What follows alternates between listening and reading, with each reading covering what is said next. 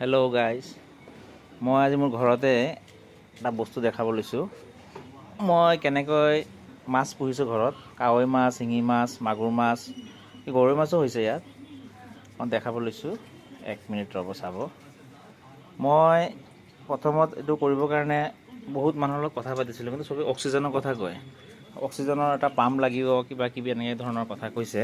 কিন্তু মোৰ কাৰণে এইটো অলপ অসুবিধা আছিলে।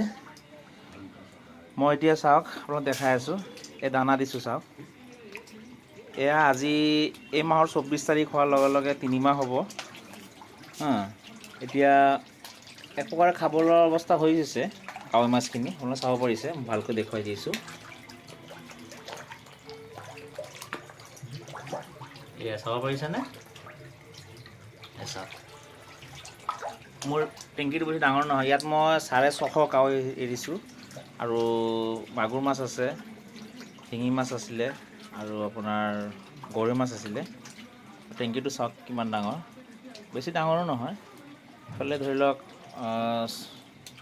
8 ফুটমান দীঘল হ'ব, আৰু 5 ফুটমান বহল আছে টেংকিটো।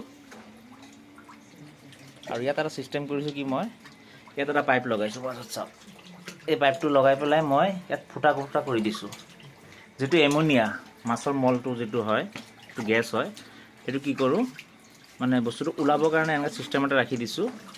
আৰু আপোনাৰ অলপ ডাউন কৰি দিছোঁ, যিটো তলৰ হেৰিটো অলপ ডাউন কৰি দিছোঁ, যে মলখিনি যে এনেকৈ লেতেৰাখিনি যে এনেকৈ আহি পাইপৰ গুৰিলৈকে আহে।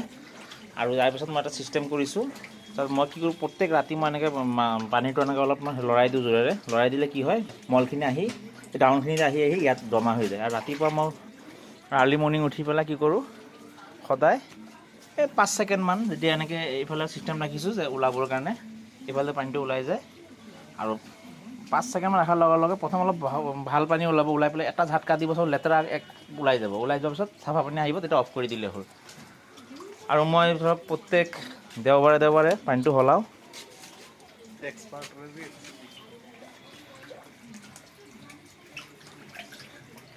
ঠিক আছে, এই চাওক।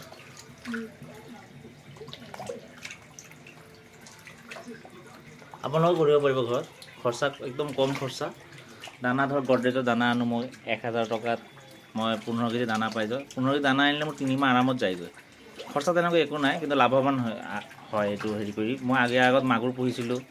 মই 150 টকাৰ মাগুৰ আনি প্ৰায় 800 টকা বেচিছোঁ, খাইছোঁ, মানুহক দিছোঁ। এইবাৰ কাৱৈ কৰিছোঁ। যোৱা বছৰ কাৱৈ কৰিছিলোঁ, ডাঙৰ হৈছিলে।